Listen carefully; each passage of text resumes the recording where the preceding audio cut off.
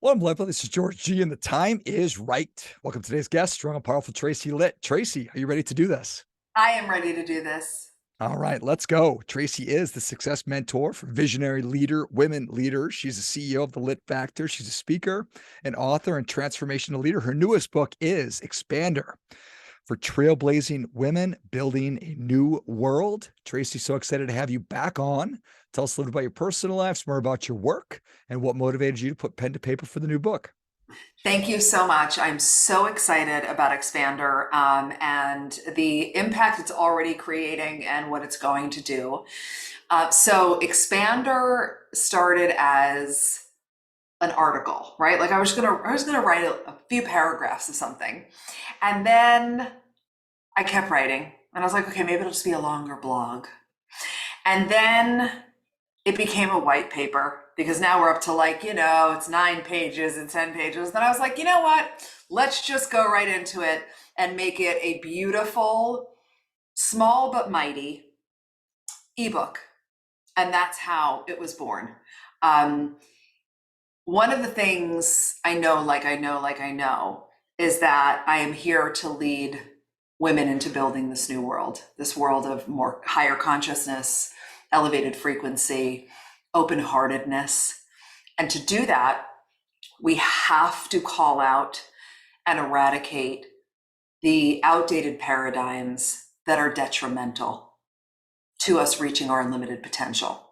And that's the basis of the book. It is calling out 7 of the most limited paradigms that masquerade as the road to success.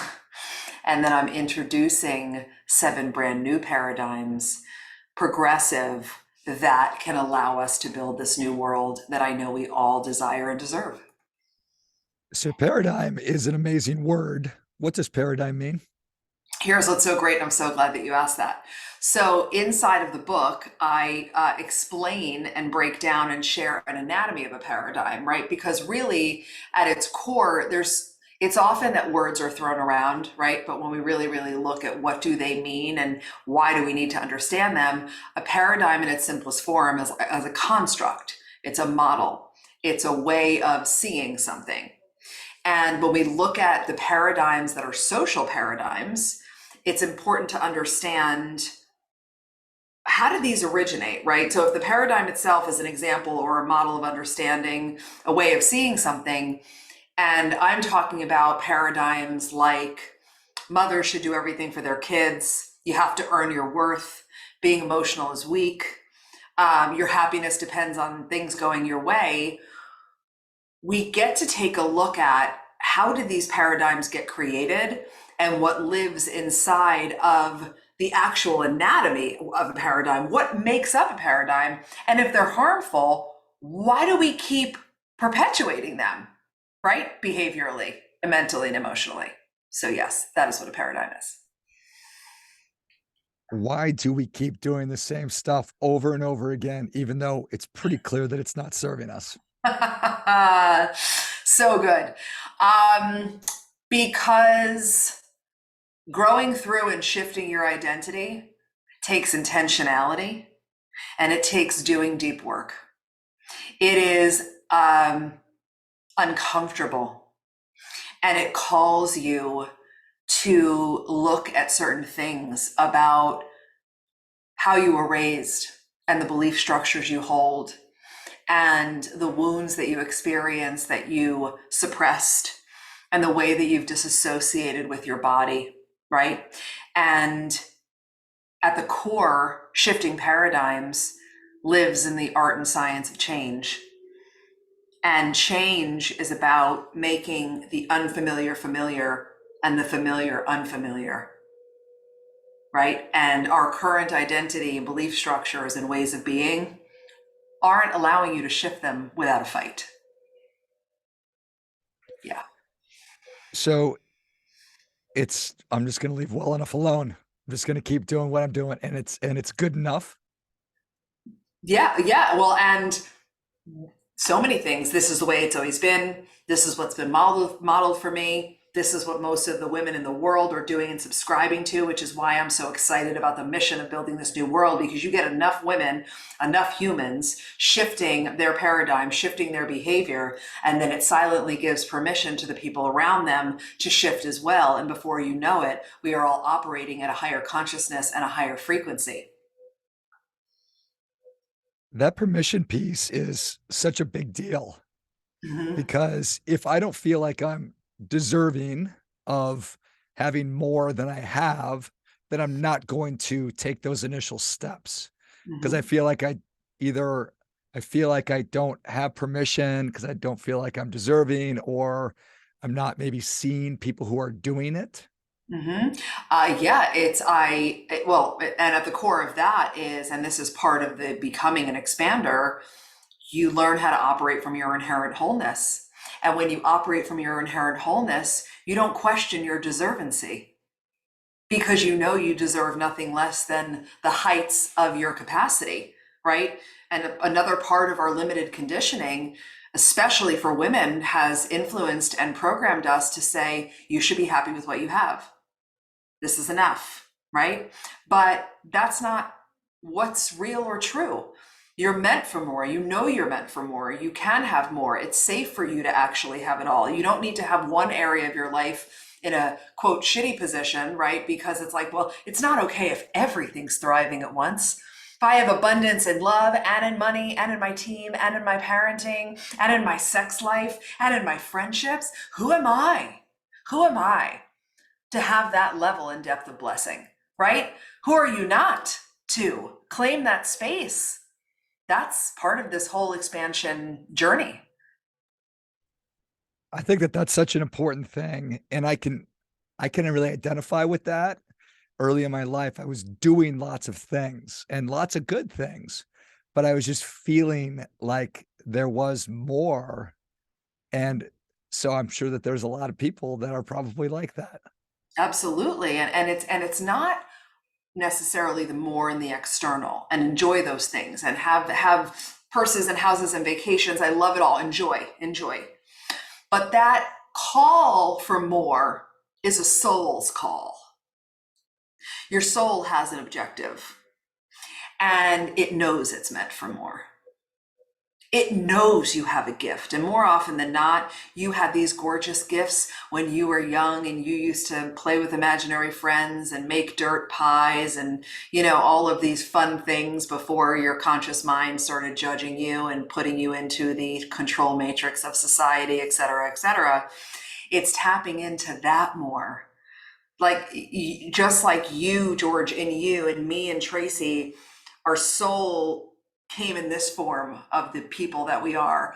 And there are unique gifts that only I can bring, and unique gifts that only you can bring, and unique gifts that every listener can only bring. And when you have that call, that more is about answering what your soul is asking for.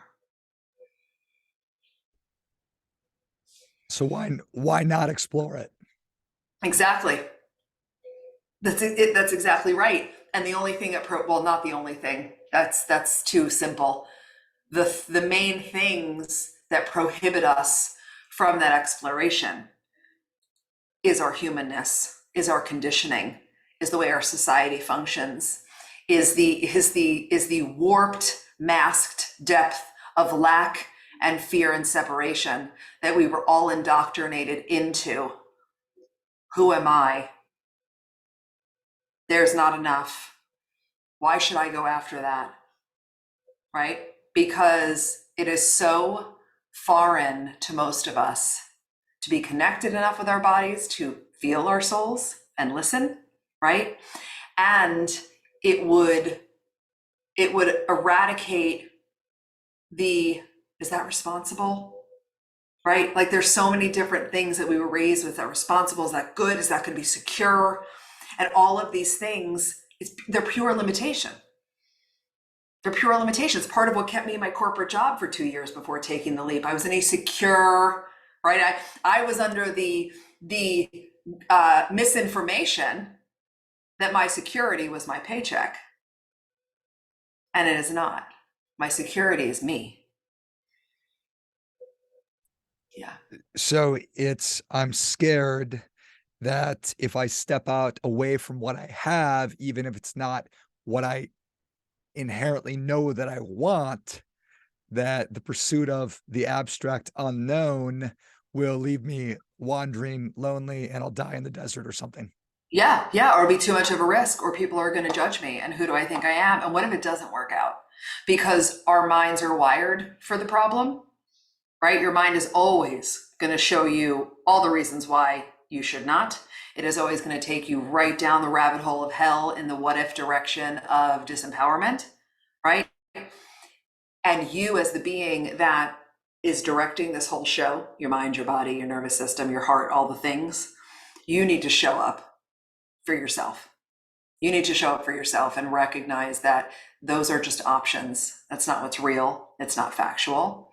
And your purpose as a spiritual being having a human experience is to answer the call, is to heal, is to grow, is to ascend, is to expand, and stop perpetuating all the limited ways that we were all raised. I think that expander is such a great name, uh, because we can see people like you've been talking about. The more people who are engaged in this work, it helps to give permission, but we can actually see an example of, oh, look, it's another human being that is not so different than I am. And so that is what is possible. And it's evidence. It's giving my conscious brain evidence and my subconscious. Yes, 1,000%. Thank you. You totally get it. That's exactly where that name came from. Expander. When you are an expander, you are expanding possibility for self. You are expanding possibility for the collective. You are expanding possibility for everyone who's paying attention to you, right? And when we think about this through the lens of parenting, who's paying attention to you? Your kids. And you say you love them more than anything. And you want them to be incredible, independent, empowered, contributing members of this collective world. But then you are anxious and you're flipping out and you're being short-sighted and you're not prioritizing yourself, right? It's like, whoa, whoa. What am I expanding for them, right? Or when you have a team, you're running a company, you have clients, you are always modeling something. And when you model being an expander, you're modeling compassion and open-heartedness and prioritization of self, and connection to energy, which ultimately drills down to unlimitedness. Unlimitedness. You and I know we're unlimited, actually. And the more of us that continue to expand and become expanders, we start to expand the world. Is it okay if my motivation to step outside of what I'm doing, away from the old paradigms and into the new, is because I want to be an expander for my kids? Does it matter instead of I'm going to do this for me? It's such a good, that is like a really, really good, rich question.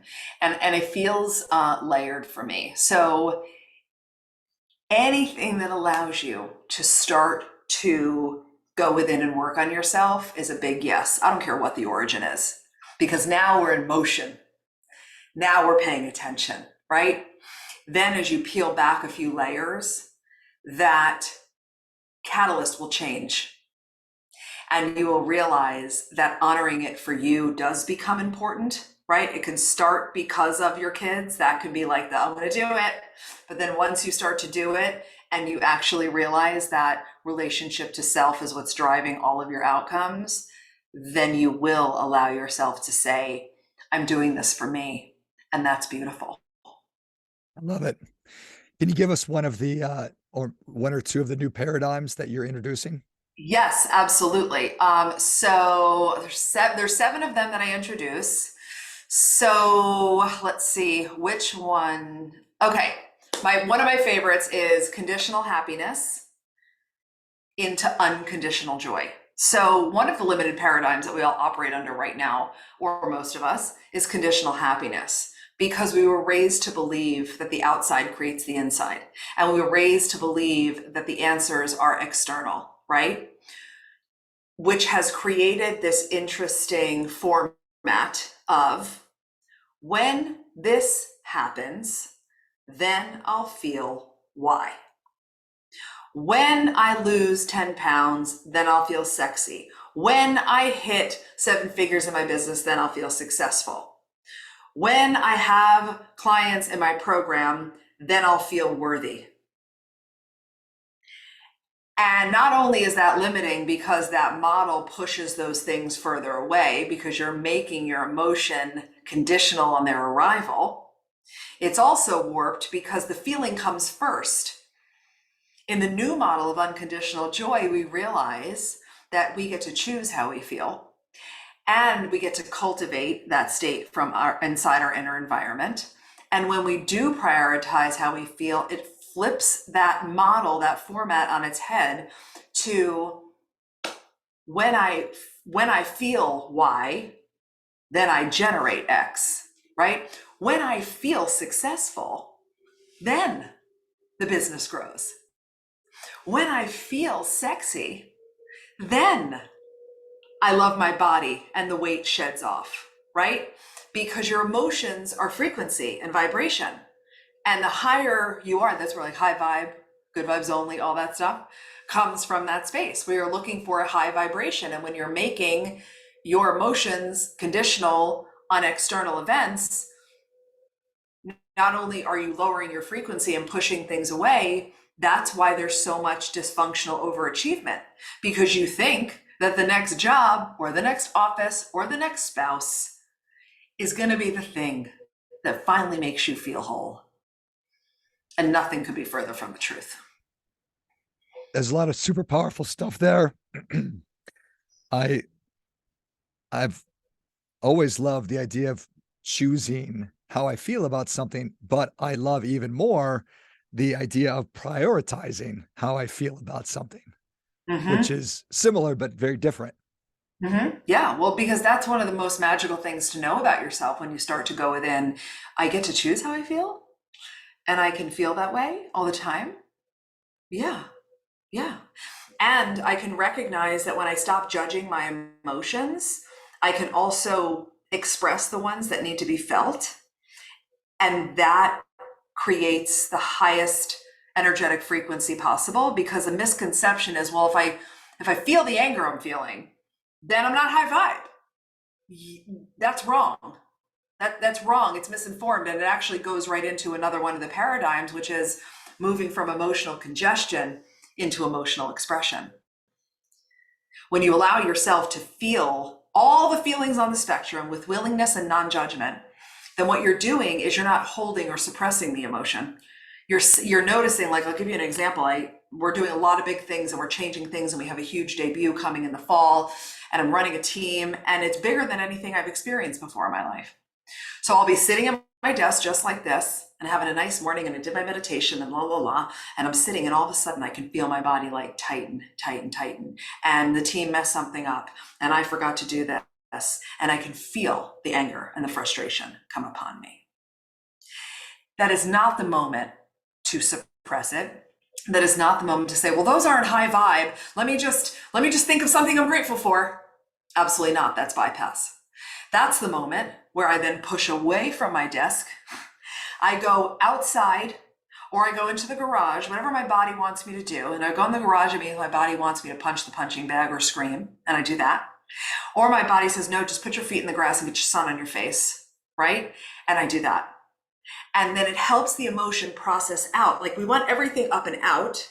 And when everything's up and out, our bodies are clean and clear to allow the real potency of our electromagnetic field to come out. Bypassing it is not going to work. Just go right into it. Yeah, yeah. And that requires a big, big shift in paradigm, because it is a rarity for any of us to be raised to allow the discomfort of emotion. I love Right? it. Yeah, it's huge.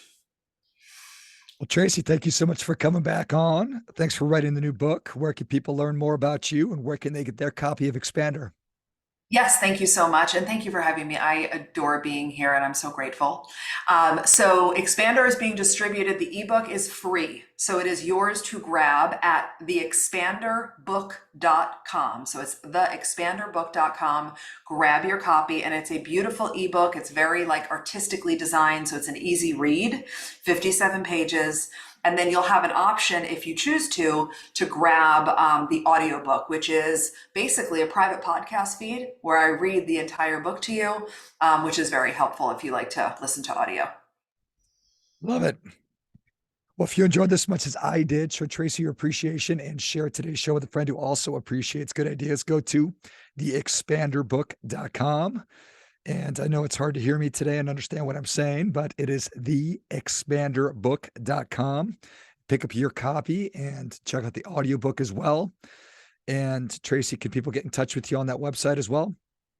You can get in touch with me at the littfactor.com. So it's the Litt, Litt factor.com.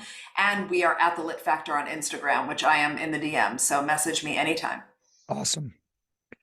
Definitely take advantage of everything that Tracy has to offer. I think this is your third or fourth time on the show. And obviously, I always enjoy the opportunity to talk with you. And I love your perspective. And so many of us, in fact, I'd go so far as to say most of us are, falling victim or have fallen victim to something, one of those 7 paradigms that you've talked about. So the more we can be doing the work and consciously jumping into it, the better our lives are going to be. So now is the time.